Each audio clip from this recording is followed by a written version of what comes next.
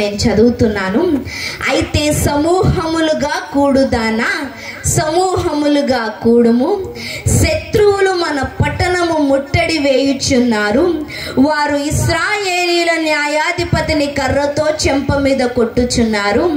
బెత్లెహేము ఎఫ్రాతా, యూదా వారి కుటుంబములో నీవు స్వల్ప గ్రామమైనను నా కొరకు ఇశ్రాయేలీలను ఏలబోవు వాడు నీలో నుండి వచ్చును. పురాతన కాలము మొదలుకొని శాశ్వత కాలము ఆయన ప్రత్యక్షమగుచుండెను. శత్రువులంట పట్టణమును ముట్టడి వేయుచున్నారు. సమూహములుగా కూడుదానా, సమూహములుగా కూడుము అని హెచ్చరిక చేస్తున్నారు అన్నమాట. అంటే ఏంటి? సమూహం అంటే ఒక గుంపు. అర్థమవుతుందా? గుంపుగా కూడకపోతే, గుంపుగా లేకపోతే శత్రువును ఎదిరించలేము అని ఒక జాగ్రత్తను, ఒక అలర్ట్ కాల్ని వినిపిస్తున్నాడనమాట ప్రవక్త. గుంపుల్లో చాలా గుంపులు ఉన్నాయండి. గొర్రెల గుంపు ఉంటుంది, మేకల గుంపు ఉంటుంది, మంచి మంది ఉంటుంది, చెడ్డ మంది ఉంటుంది. అర్థమవుతుందా? మంచి పని కోసం పని చేసే గుంపు వేరేలాగా ఉంటుంది, చెడ్డ పనులు చేసే గుంపు కూడా ఉంటుంది. మంచి సర్వీసెస్, సంఘ సేవ కార్యక్రమాలు చేసే గుంపులు ఉంటాయి, అట్లాగే దొంగతనాలు చేసే గుంపులు కూడా ఉంటాయి. అర్థమవుతుందా? అయితే ఈరోజు మనం ఏ గుంపులో ఉన్నాము అన్నది టాలీ చేసుకున్నప్పుడు శత్రువుని ఓడించగలమా లేదా, దేవుడు మనలోంచి ప్రత్యక్షమవుతున్నాడా లేదా అన్న విషయాన్ని మనం చూసుకోవచ్చు అన్నమాట. అయితే నన్ను ఒకళ్ళు అడిగిన మాట ఏంటండి అంటే, సిస్టర్ గారు మరి అప్పుడప్పుడు అక్కడికి వెళ్ళొచ్చా అండి అని అడిగారు. ఎక్కడికి? స్క్రీన్లో కనపడుతున్నాయి కదండి, అక్కడికి వెళ్ళొచ్చా అని అడిగారు. అర్థమైందా? స్క్రీన్లో అంటే వెళ్ళిన వాళ్ళకి మాత్రం తెలుస్తుందేమో.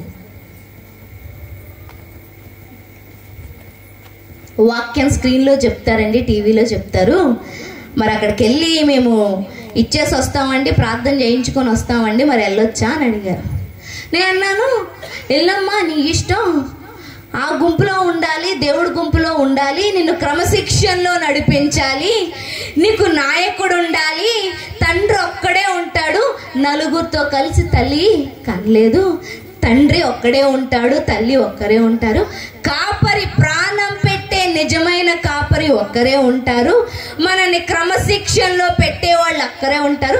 నలుగురు ఐదుగురు ఉండరమ్మా, నీ ఇష్టం, ఎక్కడికైనా వెళ్ళొచ్చు అన్నారు.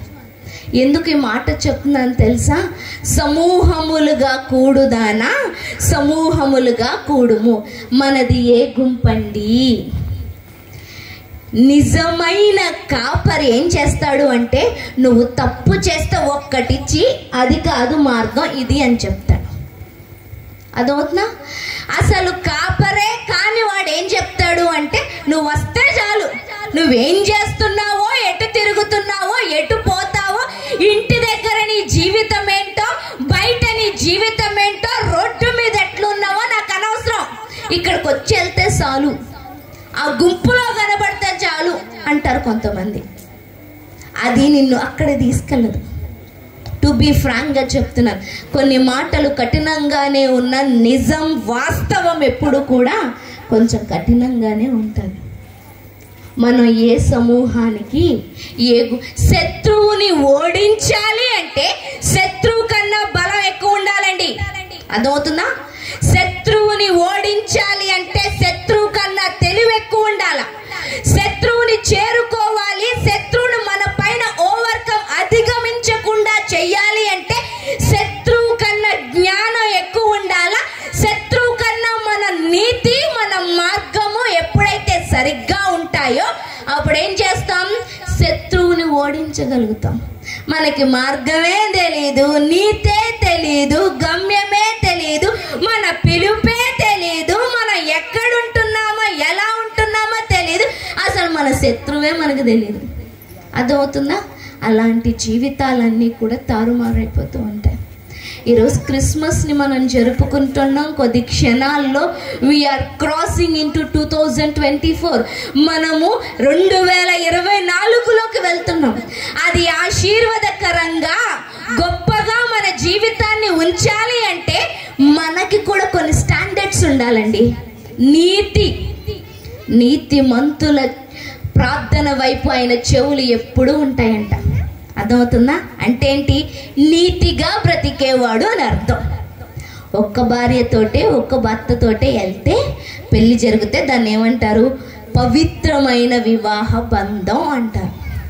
నేను సోమవారం అక్కడ ఉంటాను, మంగళవారం అక్కడ ఉంటాను, బుధవారం అక్కడ ఉన్నానంటే ఏమంటారు? మీకు తెలిసే మా పేర్లు బాగా ఏమంటారు? నీతి తప్పారు అంటారు. దేవుడు కూడా అదే. దేవుడు మనల్ని దీవించాలి అంటే, ఒక స్థితిని, ఒక స్థాయిని, ఒక పిలుపును ఇవ్వాలి అంటే మనకేముండాలా? నీతి. ఏ గుంపులో ఉన్నాం మనం? అదవుతుందా?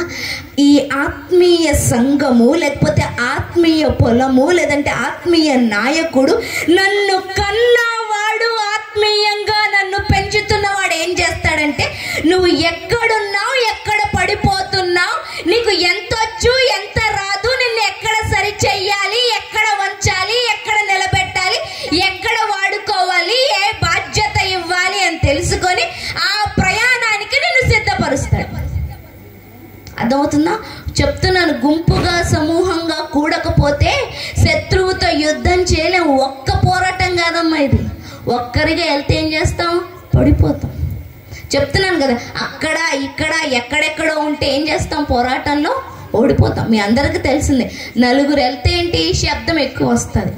ఒకళ్ళు వెళ్తే అవతల వాళ్ళ చేతిలో మనం దెబ్బలు తినాల్సిందే. శత్రువుకి దొరికిపోకుండా ఉండాలి అంటే ఈ 2024లో నువ్వు బలము కలిగిన వాడిగా ఉండాలి అంటే ఒక మంచి సమూహముగా ఉండాలా, ప్రార్థించే సమూహముగా ఉండాలా, శత్రువుని గుర్తించే సమూహంగా ఉండాలా, శత్రువుని అధిగమించే బలాన్ని పొందుకునే సమూహంగా ఉండాలా. అక్కడికి ఇక్కడికి వెళ్ళి ఓ 10,000 ఒక 20,000 ఇస్తే ఫోటో మాత్రమే వస్తుంది. శత్రువు మీద బలం రాదు. నేను చూసి చెప్తున్నాను. అర్థమవుతుందా? ఇట్లాంటి వాళ్ళు చాలామంది వచ్చి అడుగుతారు, అమ్మగారు ప్రార్థన చేయండి, మా అబ్బాయి జ్వరం అండి, హాస్పిటల్కి రండి, లేదంటే హాస్పిటల్ ఆపరేషన్ అయిందండి రండి, లేదంటే ఇంట్లో పలానా వాళ్ళు చనిపోయారండి, లేదంటే ఈయన లేవలేకపోతున్నాడండి, ఈయనకి బ్యాప్టిజం ఇవ్వాలి. అదేంటమ్మా ఏ మందిరానికి వెళ్తున్నారు? అక్కడికి వెళ్తామండి. మరి ఆయన రారా అంటే, ఆయన్ని ఎప్పుడు దగ్గర నుంచి చూడలేదండి, పట్టుకోలు మా మీద ఎప్పుడు చెయ్యలేదండి. మరి ఎందుకమ్మా? పెద్ద షాపింగ్ మాల్ అయితే కొంచెం దర్జా వస్తుందని వెళ్తున్నాం. పెద్ద అని కాదు, నిన్ను కాస్తున్నాడా లేదా అన్న దాని గురించి ఎందుకు ఈ మాటలు చెప్తున్నానో తెలుసా?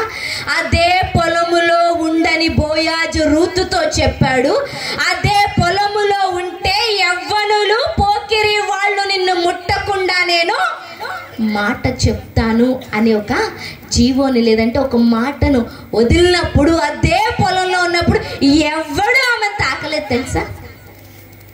దేవుడు అదే చూస్తాడు. నీతి ఉందా, నీతి తప్పిందా నీకు అని.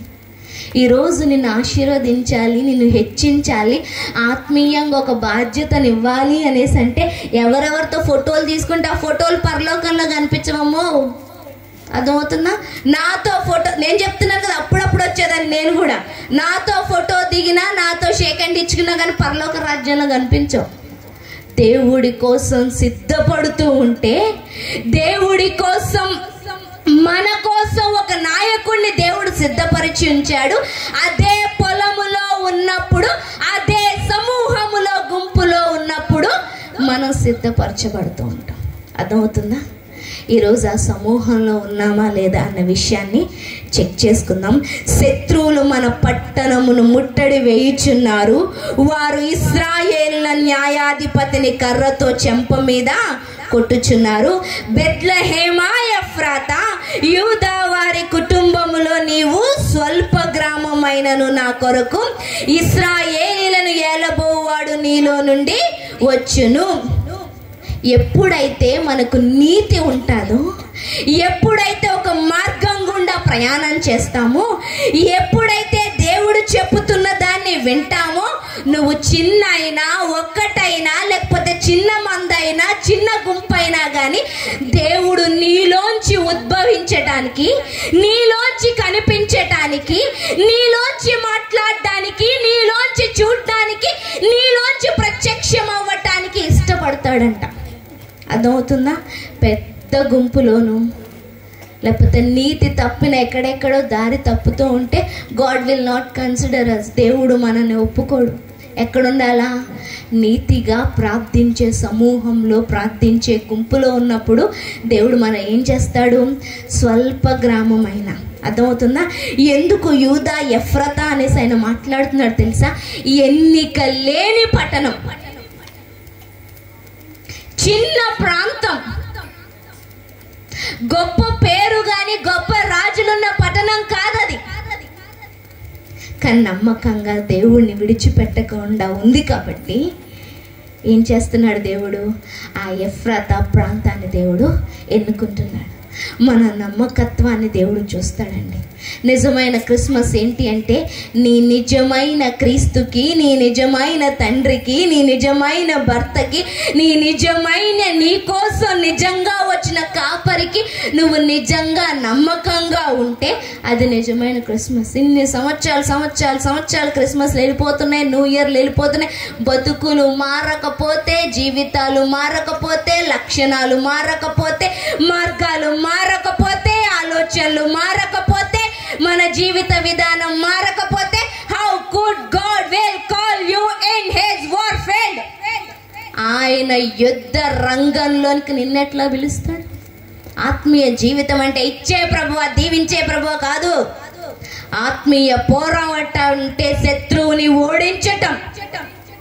మన కోసం ఒకడు ఉన్నాడు, గర్జించు సింహము వలె. వాడు సింహం కాదు, కానీ సింహం వలె గర్జిస్తూ ఎవడు దొరుకుతారా మృంగి వేద్దామా అని ఎదురు చూస్తాడు. 9-10 మంది ఉంటే సింహంగా అదేంటి దాడి చేయదంట. ఒంటరిగా ఏది దొరుకుతుందా దాన్ని దాడి చేద్దామా? అర్థమవుతుందా? ఎప్పుడు ఒంటరి అయిపోతాం మనం? ప్రార్థన లేకపోతే, దేవుడితో సంబంధం లేకపోతే, దేవుణ్ణి కలిగి లేకపోతే, దేవుణ్ణి చూపించలేకపోతే, దేవుడి మాట వినలేనప్పుడు we are the alone persons. మనం ఒంటరి వారము. ఆత్మీయ తండ్రి లేకపోతే ఒంటరి వాళ్ళం, ఆత్మీయ నాయకుడు లేకపోతే ఒంటరి వాళ్ళం. అర్థమవుతుందా? అందరూ నా వాళ్ళు ఎవరు? అందుకే అపోజ్ అయిన పౌలు అంటున్న మాట ఏంటంటే నాయకులు అనేక మంది ఉంటారు కానీ తండ్రులు ఒకళ్ళే ఉంటారు. ఆ నిజమైన తండ్రి ఏలయనగా మనకు శిశువు పుట్టెను, మనకు కుమారుడు అనుగ్రహింపబడెను, ఆయన భుజముల మీద రాజ్యభారం ఉన్నది, ఆశ్చర్యకరుడు, ఆలోచనకర్త, నిత్యుడగు తండ్రి, సమాధానాధిపతి అని ఆయనకు పేరు పెట్టి. నిత్యుడగు తండ్రి, ఎవర్ లాస్టింగ్ ఫాదర్. సృష్టి అంతట్లో ఏ శాస్త్రం చూసినా, ఏ గ్రంథం పట్టుకున్నా ఎవర్ లాస్టింగ్ అన్న పదం లేదు, ఉండదు. బైబిల్లో మాత్రమే దొరుకుతుంది. నిత్యత్వాన్ని ఇచ్చేవాడు, నిత్యం వరకు ఉంటాననేవాడు, నిత్యంలోనికి నిన్ను తీసుకెళ్తానన్నవాడు ఆ యేసుక్రీస్తు ప్రభువు మాత్రమే. అర్థమవుతుందా? ఆ నిత్యుడగు తండ్రితో ఏ బిడ్డ అయితే సంబంధంలో ఉంటుందో అది నిజమైన క్రిస్మస్, అది నిజమైన పండుగ. అర్థమవుతుందా? అప్పుడప్పుడు ఉంటే మనం కట్టబడం. అర్థమవుతుందా? ఇంటి పని మొదలు పెట్టామండి, మేస్త్రి వారానికోసారి 10 రోజులకోసారి వస్తున్నాడండి, ఇల్లు అయిపోద్దమ్మా? చెప్పండి, ఏమంటావు? అప్పుడు నీ ఇష్టం వచ్చినప్పుడు రారా, కట్టు 10 సంవత్సరాలు అంటామా? ఏమంటా? నాయన నీకు దండం పెడతాను రా, కావలసి ఇంకో కూలి పని ఇస్తాను తొందరగా. ఎందుకు? కట్టబడాలి అంటే దానికి ఏం కావాలా? డైలీ ప్రోగ్రెస్ కావాలా. మన ఆత్మీయ జీవితం కూడా అంతేనండి. అక్కడ ఇక్కడ ఇక్కడ ఇక్కడ పడే విత్తనాలు ఎట్లా మనం కట్టబడతాం? ఒకే చోట ఉన్నప్పుడు, ఒకే నాయకుడు కింద ఉన్నప్పుడు, అది క్రీస్తు అయినప్పుడు, నిజమైన క్రీస్తుని పంచేవాడైనప్పుడు ఏం చేయబడతాం? మన జీవితాలు కట్టబడతాయి. మన జీవితాలు ఏం చేయబడతాయి? కట్టబడతాయి. ఈరోజు ఎప్రాతా నువ్వు చిన్నదానివైనా పర్లేదు, గుర్తింపు లేకపోయినా పర్వాలేదు, ఒకవేళ ఇంతకుముందు మోసపోయావేమో, ఇంతకుముందు నిందింపబడ్డావేమో, ఇంతకుముందు అవమానింపబడ్డావేమో, అసలు నీకు పేరే లేదేమో, లేదంటే ఇంతకు ముందు ఉన్న నీ పేరు నీచమైందేమో, నీకు అర్హతే లేదేమో, నీకు స్థాయే లేదేమో, కానీ నిజమైన నిత్యుడగు తండ్రి ఆయనతో సహవాసం చేస్తే, ఆయన్నే చూస్తూ ఉంటే, ఆయన్నే వెంబడిస్తూ ఉంటే ఆ నిత్యత్వానికి వెళ్ళటానికి ఏం చేస్తాడు? ఇది రా దారి అని నడిపిస్తూ ఉంటాడు. అర్థమవుతుందా? ఇది రా గమ్యం, ఇది గొయ్యిరా పడతావురా, అది రాయిరా రప్పరా తగులితే దెబ్బ తగులుతుందిరా అనేసి జాగ్రత్తగా చెప్తాడు. అర్థమవుతుందా? ఈరోజు మన నిత్యత్వానికి నడిపించే నిత్యుడగు తండ్రితో ప్రయాణం చేయటమే నిజమైన పండుగ. నీవు స్వల్ప గ్రామమైనను నా కొరకు ఇశ్రాయేలునని ఏలబోవాడు నీలో నుండి వచ్చును. చిన్న గ్రామమైనా, చిన్న పట్టణమైనా, చిన్న వ్యక్తివైనా నీలోంచి ఇజ్రాయేలీలను ఏలబోవు వాడు. ఇది పాత నిబంధన గ్రంథం కాబట్టి ఇజ్రాయేలీలకు ఒక ప్రవచన వాక్యం కాబట్టి ఇజ్రాయేలీలకు అని రాయబడి ఉంది. కానీ మన నూతన నిబంధన ప్రజలం కాబట్టి ఆల్రెడీ యేసయ్య వచ్చేసాడు కాబట్టి ఆ యేసయ్య రక్తం కింద మనం కడగబడినట్లయితే, ఆ యేసయ్యను అంగీకరించినట్లయితే, ఆ యేసయ్య ద్వారా నడిపింపబడుతున్నట్లయితే యావత్ ప్రపంచానికి ఏలబోవు వాడు మనలోంచి వస్తాడు. అది ఆయన ఇష్టం, అది ఆయన చిత్తం, అది ఆయన ప్లాన్. అర్థమవుతుందా? నువ్వు పనిచేసే పొలంలో నిన్ను ఏలుతున్నవాడు కనిపించాలి. నువ్వు చదువుకుంటున్న కాలేజీలో నిన్ను ఏలుతున్నవాడు కనిపించాలి. నువ్వు ఎక్కడైతే ఉంటున్నావో అది ఏ ఫీల్డ్ అయినా, ఏ డ్యూటీ అయినా, ఏ మిషన్ అయినా కానీ నిన్ను ఏలుతున్నవాడు కనిపించాలి. ఆ ఏలేవాడు కనిపించాలి అంటే నువ్వు ఆయనకి అందుబాటులో ఉండాలా, ఆయన స్వరాన్ని వినే స్థితిలో, స్థాయిలో ఉండాలి. అర్థమవుతుందా? వాక్యం మనల్ని సరిచేస్తూ ఉంటుంది, వాక్యం మనల్ని చెక్కుతూ ఉంటుంది. వాక్యం ఏలేవాడు మనలోంచి రావటానికి ఏం చేస్తుంది? మార్గాన్ని. మరియతో అంటున్న మాట ఏంటంటే, దయాప్రాప్తురాల నీకు శుభము. ఏంటి శుభవచనము అని ఆమె ఆతృత పడుతూ ఉంటే, నువ్వు గర్భవతి అయి ఒక కుమారుని కంటావు, ఆయనకు ఇమ్మానుయేల్ అని పేరు పెడతారు. ఆ మాటకు దేవుడు మనకు తోడని అర్థము. అంటే నీలోంచి వచ్చేవాడు, నీలోంచి ఉద్భవించేవాడు, నీలోంచి అదేంటి బయటికి వస్తున్నవాడు ఏం చేస్తాడు? లోకమంతటికి అండగా, ధైర్యంగా, లోకమంతటిని పాపంలోంచి బయటికి తీసుకొచ్చేవాడిగా నిలబడతాడు. అంటే షీ యాక్సెప్టెడ్ ద ట్రూత్. ఆ సత్యాన్ని ఆమె ఏం చేసింది? అంగీకరించింది. యాక్చువల్గా చెప్పాలంటే ఇట్స్ నాట్ యాక్సెప్టబుల్. తను అంగీకరించడానికి, తను యాక్సెప్ట్ చేయటానికి అదేమి ఈజీ విషయం కాదు. ఎందుకంటే తను కన్యక, గర్భవతి. అంటే వాళ్ళ ఇంట్లో వాళ్ళు అవతల బొమ్మని గెంటేస్తారు. అర్థమవుతుందా? ఇంకో విషయం చెప్పిన, ధర్మశాస్త్ర ప్రకారం ఆమె పెళ్లికి ముందు గర్భవతి అయిందంటే తప్పు చేసిన లెక్క కాబట్టి రాళ్లతో కొట్టి చంపేయాల. అంటే ఏంటి? నేను చచ్చిపోతాను అన్న విషయం తెలిసినా కూడా, రాళ్లతో కొట్టి చంపేస్తారు అన్న శిక్ష తెలిసినా కూడా ఆ అమ్మాయి ఏం చేసింది? ఒక రక్షకుడు, లోకానికి తోడుగా ఉండేవాడు, పాపాత్ములను బయటికి తీసుకొచ్చి నిలబడేవాడు, అందరికీ ఇమ్మానుయేలు కావాలి అని తన జీవితాన్ని సాక్రిఫైస్ చేసుకోవడానికి ఒక చిన్న పిల్ల, టీనేజర్ ఏం చేసింది? తన జీవితాన్ని, తన గర్భాన్ని, తన ప్రాణాన్ని, తన శరీరాన్ని దేవుడికి అప్పచెప్పింది. అర్థమవుతుందా? ఈరోజు ప్రపంచం అంతటికి ఒక స్త్రీ నిదర్శనం అయింది. అర్థమవుతుందా? తనలోంచి రావటానికి ఏం చేసింది?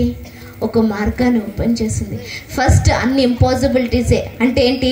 తల్లిదండ్రులు ఒప్పుకోలేదేమో, ఆ విషయం పక్కన పెట్టేదో, ప్రదానం చేసుకున్న యోసేపే విడిచిపెట్టేద్దాం అనేసి ఆయన డిసైడ్ అయిపోయాడు. కానీ దేవుడు మాట్లాడినప్పుడు ఆ వ్యక్తి నిలబడేటట్టు దేవుడు చేశాడు.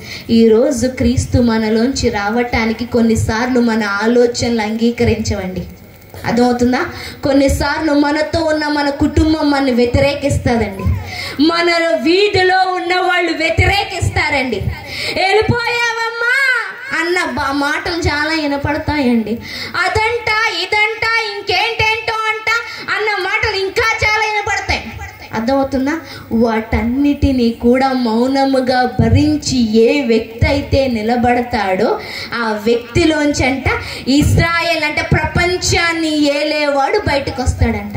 అంటే ఫిజికల్గా వచ్చేసాడు, ఇప్పుడు ఆత్మీయంగా నీలోంచి నాలోంచి రావాలి. అదేనమ్మా పండగ. ఏంటి నూతన సంవత్సరం పండగ? 23 వెళ్ళిపోయి 24 వస్తుంది, అది కాదు.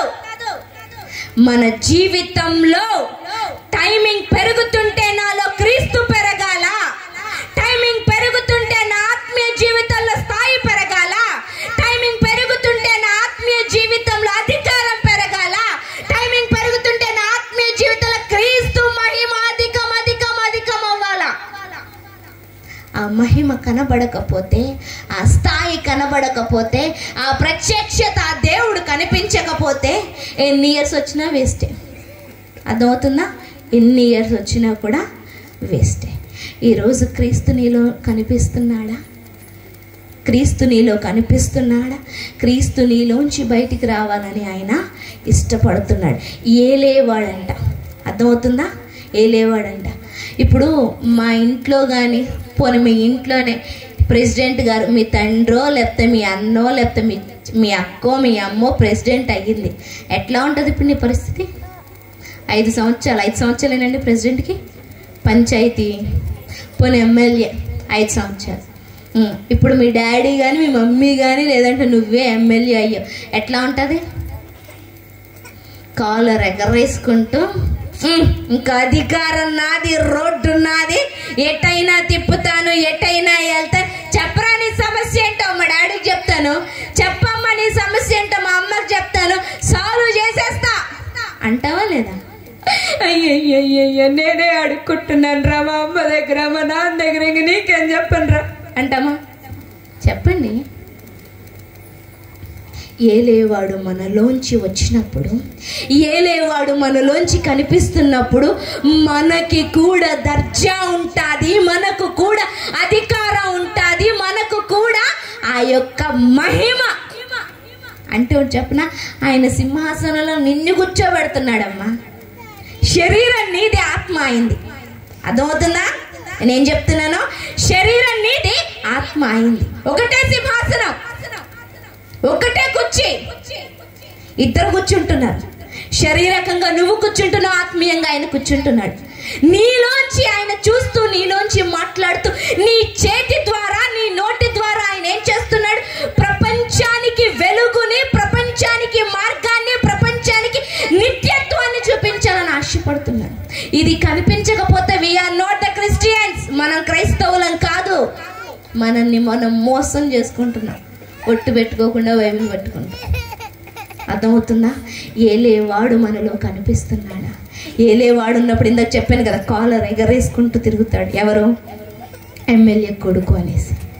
ఈరోజు మనం దుఃఖపడుతున్నాం, మనసులో నెమ్మది లేదు, దేవుడు ప్రార్థనకి జవాబు రావట్లేదు, ఏడుస్తూ ఏడుస్తూ ఉన్నాం. జీవితం అంటే ఎక్కడో ఉన్నాము. ఆయనకి మనకేముంది? గ్యాప్ ఉంది. ఆయనకి మనకేముంది? గ్యాప్ ఉంది. ఈరోజు నీలోంచి ఆయన రావటానికి ఇష్టపడుతున్నాడు. ఒకవేళ నీలోంచి ఆల్రెడీ వచ్చాడేమో, ఎవరో అన్న మాటలకి, లేదంటే ఎవరో నిన్ను ఎగతాళి చేసిన మాటలకి, లేకపోతే ఎక్కడో ఓడిపోయిన విధానానికో, లేదంటే ఎక్కడో తప్పు పొరపాటు చేసిన దానికి ఆగిపోయావేమో. Again God is giving you second chance. దేవుడు రెండవ అవకాశాన్ని ఇస్తున్నాడు. మళ్ళీ ఏలేవాడు నీలోంచి కనబడ్డానికి, ఏలేవాడు నీలోంచి ప్రయాణం చేయటానికి, ఏలేవాడు నీతో ఉండి నీ చెయ్యి పట్టుకొని నిన్ను నిత్యత్వానికి, నిన్ను నడిపించటానికి, నీతో పాటు కొంతమందిని నడిపించటానికి, నిత్యత్వానికి కొంతమందిని తీసుకెళ్ళాలండి. Ever lasting. ఆ నిత్యత్వంలో నిత్య జీవం ఉంటుంది. అక్కడ మరణం అనేది ఉండదు. ఇంకా నేను ముగిస్తాను. లాస్ట్ ఆయన అంటున్న మాట ఏంటంటే, పురాతన కాలము మొదలుకొని శాశ్వత కాలము ఆయన ప్రత్యక్షమగుచుండెను. అంటే ఒక్కసారి మన జీవితంలోనికి వస్తే ఆయన ఎప్పుడు కనిపిస్తూనే ఉంటాడంట. అర్థమవుతుందా? విడిచిపెట్టే ప్రేమికుడు కాదైనా, విడిచిపెట్టే భర్త కాదైనా, డివోర్స్ ఇచ్చే భర్త కాదు. ఇప్పుడు వివాహ బంధానికి కూడా ఏమొచ్చేసాయి? విడాకులు వచ్చేసాయి. కానీ ఆయన ఒక్కసారి నీతో నిబంధన చేస్తే ఆయన విడాకులు ఇవ్వడు. ఆయన ఒక్కసారి నిన్ను ప్రేమిస్తున్నానంటే బ్రేకప్ ఉండదు. ఆయన ఒక్కసారి నీతో పట్టుకున్నాడంటే నిజమైన కాపరిగా ఎప్పటికీ ఉండిపోతాడు. ఆయన ఒక్కసారి నిన్ను పట్టుకున్నాడంటే నీ జీవితాన్ని మహిమ నుంచి అధిక మహిమలోనికి తీసుకెళ్తాడు. ఆయన ఒక్కసారి నీతో నిలబడ్డాడంటే ఓటమి లేకుండా ఉంటది నీ జీవితం. ఆయన ఒక్కసారి నీతో నిలబడ్డాడంటే నీకు స్థానాన్ని ఇస్తాడు. అర్థమవుతుందా? శత్రువులకి గ్యారెంటీగా ఓటమి. ఈరోజు మన శత్రువు మన పైన గెలుపు పొందుతున్నాడు, శత్రువు ఏదేదో చేస్తున్నాడు అంటే దానికి కారణం ఏంటి అంటే, శత్రువుకి మనం డోర్ను ఓపెన్ చేస్తున్నాం. We are opening doors to enemy. ఎందుకు అంటే, ఉండాల్సిన గుంపులో లేక, ఆ క్రీస్తుతో మనం లేక, ఆ నిజమైన తండ్రితో లేక, ఆ నిజమైన కాపరితో లేక, నిత్యత్వాన్నిచ్చే గుంపులో లేక, ఆ గుంపు ఈ గుంపు ఏ గుంపు అని తిరుగుతున్నాం గనక మనం శత్రువుకి దొరికిపోతున్నాం. అర్థమవుతుందా? ఒంటరిగా ఉంటే శత్రువుకి దొరికిపోతాం. నిజమైన గొర్రెల మందలో ఉంటే కాపరి ఉంటాడు, తన గొర్రెల కోసం ప్రాణం కూడా పెడతాడు. ఈరోజు ఆల్రెడీ ఆయన ప్రాణం పెట్టేశాడు. ఆయన కోసం ఒక స్టెప్ తీసుకోవాలి. ఎవరో అంటారని ఆగిపోతున్నావేమో నువ్వు. ఎవరో వెటకరిస్తానో, లేదంటే పిల్లల పెళ్ళిళ్ళు అవ్వనో, లేకపోతే ఫంక్షన్లకి పిలవరానో, అదనో ఇదనో, బొట్టు తీసేస్తే ఇంకేమంటారో అనేసి ఏవేవో వాటిని బట్టి ఆగిపోతున్నావేమమ్మా. అమ్మ, ఈ లోకంలో నువ్వు ఆగిపోతే ఆ నిత్యత్వానికి వెళ్ళవమ్మా. ఒక నిజమైన ప్రేమికుణ్ణి, తండ్రిని నువ్వు మిస్ అయిపోతావు, కోల్పోతావు. అది మాత్రమే కాదు, ఆయన ఒక ప్రత్యేకమైన పిలుపుని, స్థానాన్ని ఇస్తానని ఆయన చెప్తున్నాడు. ఏలేవాణ్ణి నీలోంచి తీసుకొస్తానంటున్నాడు, ఘనతను నీకు ఇప్పిస్తానని చెప్తున్నాడు, అర్హతను నీకు ఇస్తాను. ఆ నెక్స్ట్ కింద వచ్చిన ఇంకొక మాట ఉంటుంది, లెట్ మీ షో ఇట్. ఇంకా తర్వాత వచ్చినమ్మా, ఆయన నిలిచి యెహోవా బలము పొంది తన దేవుడైన యెహోవా నామ మహత్యమును బట్టి తన మందను మేపును, కాగా వారు నిలతురు, ఆయన భూమి అంతము వరకు ప్రబలును. ఇంగ్లీష్ లో రాయబడింది, he shall stand and feed in the strength of the lord. ఆయన బలమంతటిని బట్టి, ఆయన శక్తి అంతటిని బట్టి పోషిస్తాడంట. అర్థమవుతుందా? అంటే ఏంటి? ఆయనకున్న దాంతో నిన్ను పోషిస్తాడంట. పక్కన అప్పు తెచ్చి కాదు, ఎవరి దగ్గర నుంచి తీసుకొచ్చి కాదు. ఆయన అంటే తన్ను తానే నీకు సమర్పించుకుంటాడంట. అంటే ఆయన బలాన్ని సమర్పించినప్పుడు, ఆయన శక్తినిచ్చినప్పుడు, ఆయన ప్రేమనిచ్చినప్పుడు, ఆయన ఘనతనిచ్చినప్పుడు ఓటమి ఉండదు. మనం నిలుస్తాం, అక్కడ నిలుతురు అని రాయబడింది. ఎప్పుడైతే ఆయన బలముతో మనం పోషింపబడతామో మనం నిలవబడతాం. ఎప్పుడు? రాబోయే శ్రమ కాలంలో, రాబోయే అగాధ కాలంలో, రాబోయే చీకటి కాలంలో, రాబోయే ఎండ్ టైమ్స్లో, ఈ యుగ సమాప్తిలో నువ్వు నిలబడాలి అంటే నువ్వు బలముగా తినాలి. ఎక్కడ తిన్నా నువ్వు మళ్ళీ పడతావమ్మా. ఆయన ఇచ్చేది మాత్రమే, అంటే తన్ను తాను సమర్పించుకుంటున్నాడే, ఆ ప్రేమను, ఆ మహిమను, అధికారాన్ని మనము తింటున్నప్పుడు మాత్రమే మనం నిలిచేవారిగా ఉంటాం. ఈరోజు యూదా, బెత్లెహేము, ఎఫ్రాతా నిన్ను పిలుస్తున్నాడు. నువ్వు స్వల్పం, చిన్న, ఒంటరి, పనికి వాళ్ళని, ఎక్కడ ఏదైనా, ఏ చెత్త అయినా కానీ ఈరోజు యేసయ్యను అంగీకరిస్తే నీలోంచి కనబడ్డానికి, నీలోంచి ఏలటానికి ఆయన ఇష్టపడుతున్నాడు. నిన్ను ఏలేవానిగా చెయ్యాలనేసి, నీలోంచి చూడాలని, నీలోంచి అనేక మంది జీవితాలను నిత్యత్వానికి నడిపించి ఆయన ఇష్టపడుతున్నాడు. ఒకవేళ ఇష్టపడుతున్నట్లయితే నువ్వు కూడా ప్రార్థన చేసుకుందాం. కళ్ళు మూసుకుందాం త్వరగా. మహిమగల తండ్రి, నీకు స్తోత్రం, వందనాలు.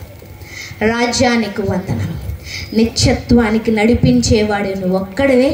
నిత్యుడగు తండ్రి, నిత్యుడగు తండ్రి, నిత్యుడగు తండ్రి, నిత్యుడగు రాజు అని ఆ ఎవర్ లాస్టింగ్ పదం కలిగిన వాడవు. ఆ పదానికి అర్హత, అధికారం కలిగిన వాడు నాయనా. నీ ఒక్కడిని మర్చిపోయి ఎక్కడెక్కడికో పరిగెడుతున్నావు. ఎవరో ఇస్తేనో ఎవరో చేస్తేనో అనేసి తండ్రి. నిన్ను చూపించే గుంపులో సమూహంలో ఉన్నప్పుడు మాత్రమే శత్రువుని పట్టుకోగలను, ఓడించగలను. ఇలా సంవత్సరాలు వెళ్ళిపోతుండగా నేను నిన్ను మిస్ అయిపోతున్నానేమో, అలా కాకుండా నిన్ను కలిగి ముందుకు వెళ్ళటానికి, శత్రువుని ఓడించడానికి కృపను చూపించమంటూ ఈ పండగ దినాల్లో ఈ క్రీస్తుని వేడుకగా చేసుకునే దినాల్లో నిజమైన క్రీస్తుని కలిగి జీవించటానికి నీ కృపను చూపించమంటూ ఇక్కడున్న బిడ్డలందరిపైన నీ కృపను వేడుకుంటూ మరొకసారి నీ రక్తం కిందకి తీసుకొస్తున్నాను తండ్రి. ఆమేన్. మీ అందరికీ మరొకసారి నూతన సంవత్సర శుభాకాంక్షలు.